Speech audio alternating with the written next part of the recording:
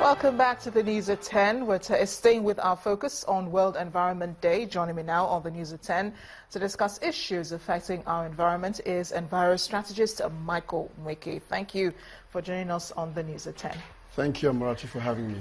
Now, the focus for this year's theme is zero tolerance for the illegal wildlife trade. But it's a different focus for us here in Nigeria, right?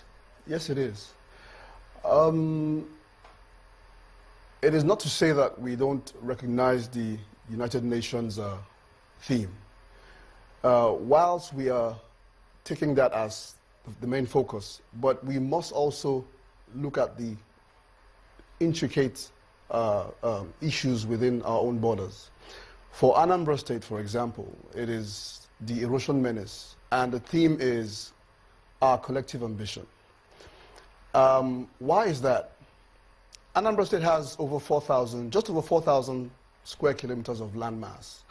And if you look at the 960 erosion sites in Anambra State, I can tell you that that takes almost a fifth of what we have as landmass for our dwelling and agriculture. So we do not say that the global theme is not important, but we need to bring it back home. Anambra State is going through a lot, and then it's going to be foolhardy to just look over that and, you know, so. Well, you do mention erosion, which is quite prominent in southeast states here in Nigeria. Apart from Anambra State, there's also Abia and Enugu and so on, which are also experiencing erosion. But is it possible to prevent erosion or stop it from getting worse? Well, yeah, it is very possible. And right now in Anambra State, if you know about the New Map project, it's a World Bank assisted project that is doing just a couple of sites. 4 sites they finished. They're going to go into the next 4 sites. They've attracted funding for that, but that is not enough. There are a whooping 960 sites in Anambra State. 960 sites. Yes, you can stop erosion. There are technologies for stopping erosion. But then again, the most important thing right now is what I call inclusion. You need to get the people to understand erosion. For some people, erosion is just something that happens maybe at the back of their father's house or some farmland they used to have farming activities on. But it's beyond that. It's, for Anambra State, it is hitting us And there hard. are other states, because you're focusing on Anambra State, there are other states in the southeast Well, that yeah, the other states, but visibly ravaged by erosion. This is where I'm from.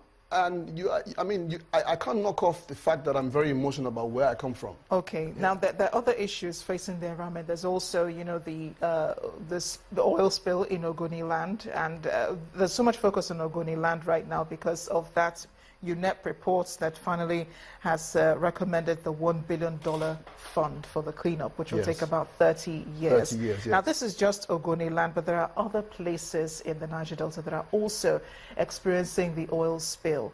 So how can we prevent, you know, the next generation from having to go through what we're going through now? Okay, I'll tell you something. Climate issues have a new face. Climate change action has a new approach. One thing the World Bank, or the United Nations insists is what you call inclusion. You have to carry the people along. It's going to take a lot more, a new strategic phase, a lot more beyond what has been done before. You have to make these people know that oil pollution destroys your climate, destroys your life. It destroys animal life, aquatic life, farming life, and all sorts. So I think the problem is inclusion, actually. You have to find a much more strategic way to include these guys. But what do people do while the cleanup is going on? Because it is a large amount of time that will be spent trying to clean up the area. Yes. Okay, well, as they exist as a people right now, I know that there are other things they're doing. But having to get them involved in the cleanup will make them see the benefit here. So there's no way you can do such an activity, carry out an activity on a large scale without having everybody, the youth. It's going to create a lot of employment. So you have to just include them. They have to be included. If there are no farmlands, if there's no water to fish, they can't do anything but just get involved in the cleanup process. This is my opinion anyways. Thank you so much, Mr. Michael Weke, for joining us Thank on you the very News at much. 10. I appreciate you joining us tonight. Thank you. Mr. Michael Weke, the enviro strategist. Now, this piece of information coming from the presidency confirms reports that the president will from tomorrow take 10 days off and travel to London on medical grounds. A statement issued by the president's special advisor on media and publicity, Mr. Femi Adesina, says that during the holiday, the president will see an ear, nose and throat specialist over a persistent ear infection.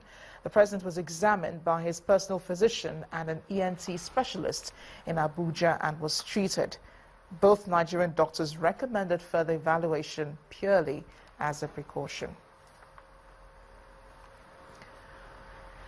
To other issues now, the Socio-Economic Rights and Accountability Project has asked the federal government to publish the names of high-ranking public officials from whom public funds were recovered.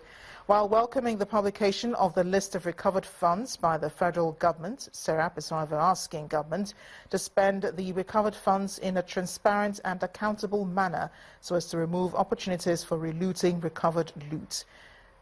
SERAP asked that publishing the names of high-ranking government officials that have already returned stolen public funds will not infringe on their right to presumption of innocence in particular and fair trial in general. Meanwhile, the federal government is providing more details on the release of the list of looted funds recovered so far since the assumption of office of President Muhammadu Buhari. Huge sums and other assets are said to have been recovered.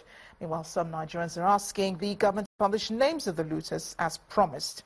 On our political program, Sunday Politics, tonight, a member of the PDP, Mr. Segun Showumi, criticized the reasons given by the federal government of not publishing the looters' names, but the president's spokesperson, Mr. Femi Adesina, explained the reasons and what the recovered funds might be plowed into.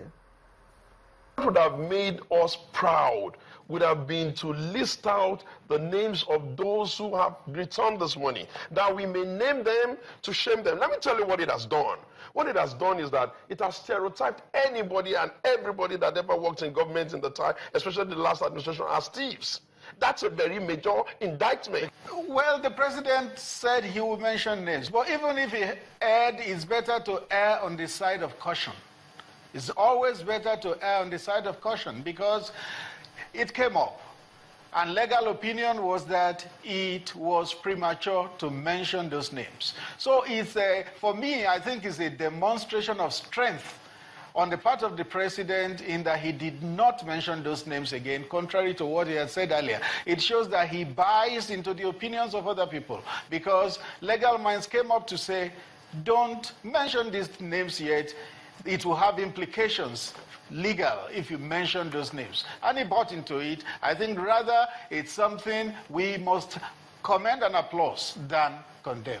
These recoveries were made from May last year, May 29 last year to May 25 this year. A large number of them are fresh larceny, fresh loot outside the Abacha loot. If you look at the 2016 budget, you will see that it has anticipated some of these things. There is a provision, I think about 380 billion, which says will be provided for by recovered funds. So the budget had anticipated this eventuality. And don't forget when the president visited UK in February, he also said that much of the money that would have been borrowed to fund budget 2016 may not be borrowed again because of money that will be recovered and money that was also warehoused through the TSA. Sterling Bank plc has engaged its staff in a nationwide environmental cleaning exercise as part of the Sterling Environmental Makeover Series. The latest edition of the STEM series, which coincides with this year's World Environment Day, aims at promoting a clean environment and good health among Nigerians. Away from the comfort of their offices, staff of Sterling Bank and officials of the Lagos State Waste Management Authority hit major roads and streets of Obalende, a popular area in Lagos, to carry out its periodic CSR activity of keeping the environment clean. Equipped with different sanitation tools, staff engaged in sweeping, cleaning and clearing waste dumped on the roads. Since its inception in 2012, Sterling Bank has had several editions of its environmental makeover series. In line with this year's World Environment Day, Sterling Bank is using this medium to draw the attention of residents to clean, healthy and sustainable environment. The purpose of our organization is enriching lives. And how do we enrich lives? We try to create an environment that is sustainable. How do you sustain an environment? Cleanness of the environment. They say health is wealth. If you have clean environment, there are some ailments you can prevent, e.g. malaria. People speak to issue of Lassa, rat, and all of that. So when the environment is clean, all of these things are preventable. The exercise also took place simultaneously in other parts of the country. Today we are in 15 locations, 15 states precisely. We are in Abeokuta, Lagos, Enugu, Sokoto, and several other places, 15 in all. As we speak in Enugu, the top government officials are joining us in Enugu. It's something we do to give back to our society, to give back to our environment, to show our customers that we care about them, that it's not just about the business of banking, it's also about their well-being. If the people can come in and tell us, let's do this together, we can have a clean society. Why can't we do it? It's like a awakening call for our people to come out and make sure they keep the community very, very clean, to do this regularly. As part of the exercise, the management of the bank also donated sanitation tools to the local authority in order to encourage them to sustain the exercise.